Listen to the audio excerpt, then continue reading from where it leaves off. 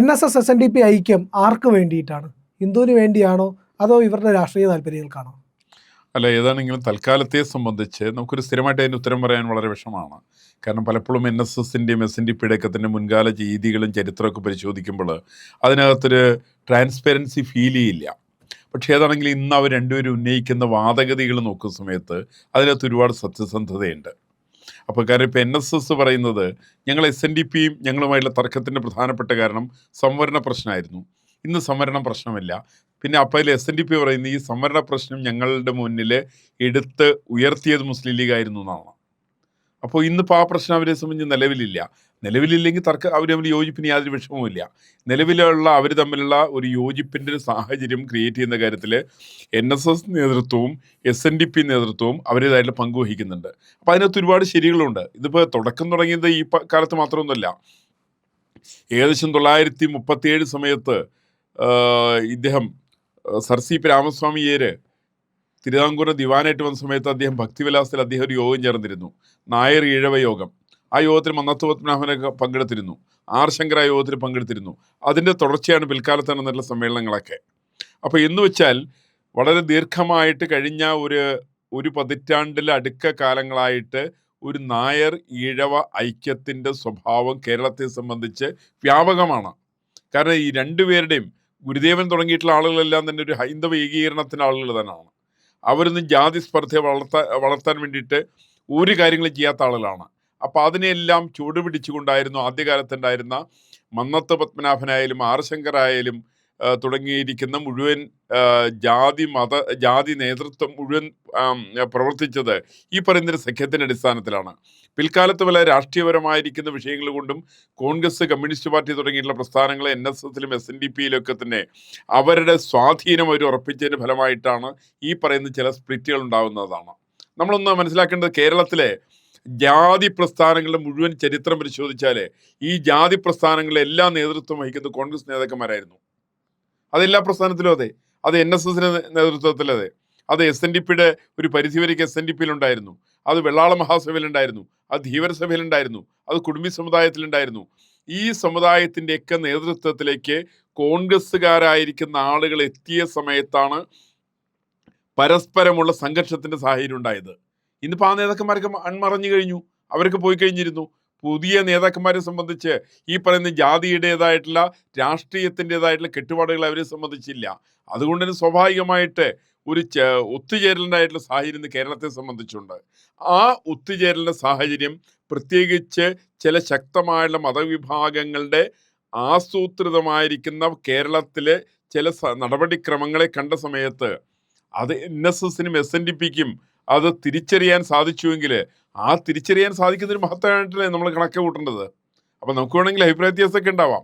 പക്ഷേ ഏതൊക്കെ അഭിപ്രായ വ്യത്യാസങ്ങൾ ഉണ്ടെങ്കിൽ പോലും NSSും SNDPയും പൊതുസമൂഹത്തിൽ അവതരിപ്പിക്കുന്ന വിഷയങ്ങൾക്ക് ഒരു സാങ്കത്യം വളരെ കൂടുതലാണെന്നാണ് എൻ്റെ അനുമാനം. എന്നെ സംബന്ധിച്ചതാണ്.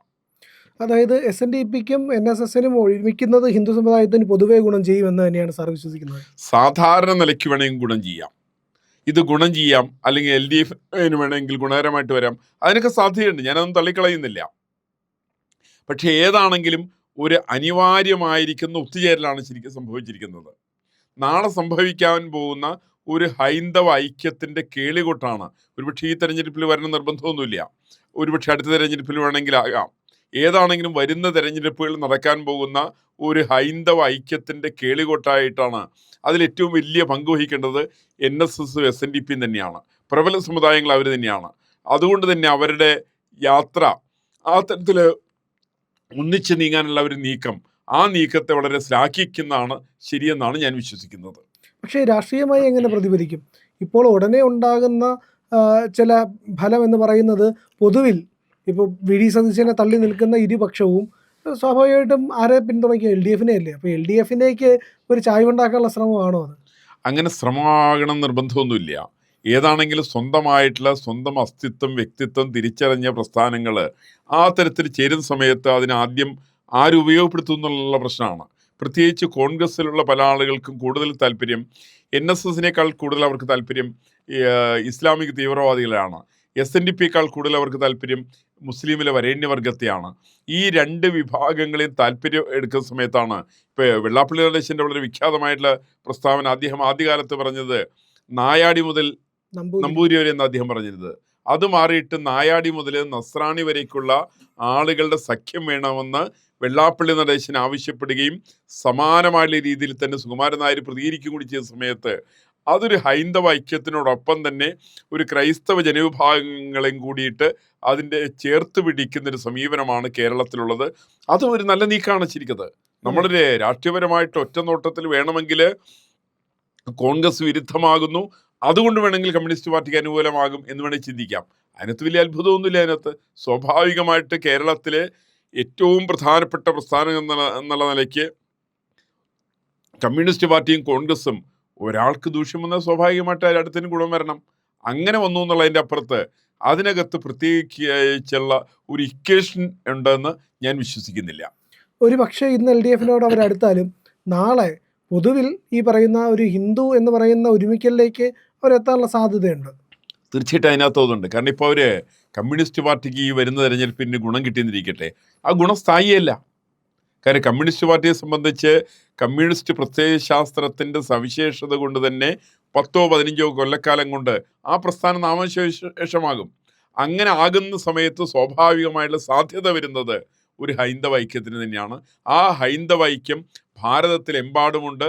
ഭാരതത്തിലെമ്പാടും പ്രതിഫലിച്ചു വരുന്ന ഹൈന്ദവ ഐക്യത്തിൻ്റെ പ്രതിധ്വനി സ്വാഭാവികമായിട്ട് കേരളത്തിൻ്റെ മലയാളത്തിൻ്റെ മണ്ണിലേക്കും വന്നു ചേരാതിരിക്കാൻ നിവൃത്തിയില്ല.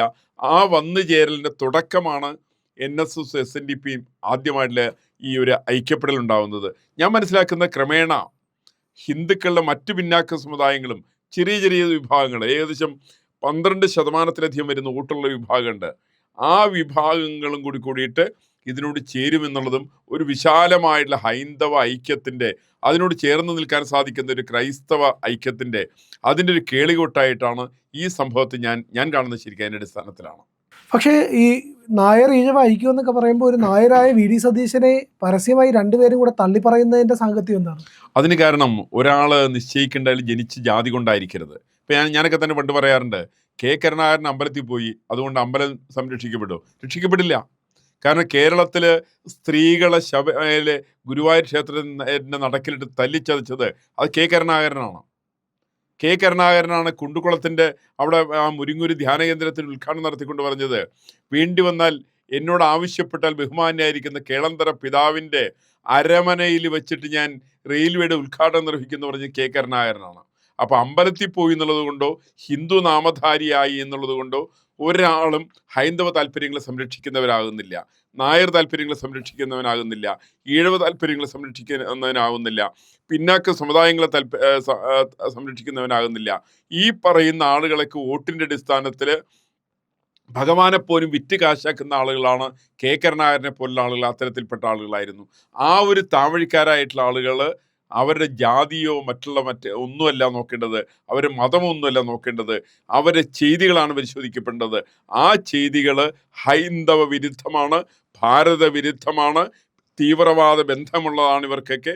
ആ ബന്ധത്തിൻ്റെ അടിസ്ഥാനത്തിലാണ് വെള്ളാപ്പള്ളി നടേശനും സുകുമാരൻ നായരും കൂടി കൈകോർത്ത് ചേർന്നുകൊണ്ട് ഇതിനെ എതിർക്കുന്നത് എന്നാണ് ഞാൻ മനസ്സിലാക്കുന്നത്. പ്രിയപ്പെട്ട പ്രേക്ഷകരെ, നമ്മുടെ ചാനൽ സബ്സ്ക്രൈബ് ചെയ്യാൻ മറക്കരുത്. നമുക്ക് നോക്കുമ്പോൾ ഒരു പ്രധാനപ്പെട്ട കാര്യമുണ്ട്, നമ്മുടെ ചാനൽ ഒരുപാട് ലക്ഷക്കണക്കിന് ആളുകൾ കാണുന്നുണ്ട്, പക്ഷേ സബ്സ്ക്രിപ്ഷൻ അത്രയില്ല. നമ്മുടെ ചാനൽ കാണുന്നതിൻ്റെ 4-1 ആളുകളെ ചാനൽ സബ്സ്ക്രൈബ് ചെയ്തിട്ടുള്ളൂ. അതിനുവേണ്ടി പ്രത്യേകിച്ചൊന്നും ചെയ്യേണ്ട. നമ്മുടെ ലോഗോ ഉണ്ടല്ലോ, IND എന്ന് പറയുന്ന ലോഗോയിൽ ഒന്ന് വിരലമർത്തിയാൽ ചാനലിൻ്റെ പേജ് ഓപ്പണായി വരും. അവിടെ ഒരു സബ്സ്ക്രൈബ് എന്നുള്ള ഒരു നീല ബാറുണ്ട്, അതിലൊന്ന് വിരൽ തൊട്ടിപ്പുറത്തുള്ള ആ ബെൽ ഐക്കൺ കൂടി ഒന്ന് അമർത്തിയാൽ മതി. അങ്ങനെ ഞങ്ങളെ ഒന്ന് സഹായിക്കണം.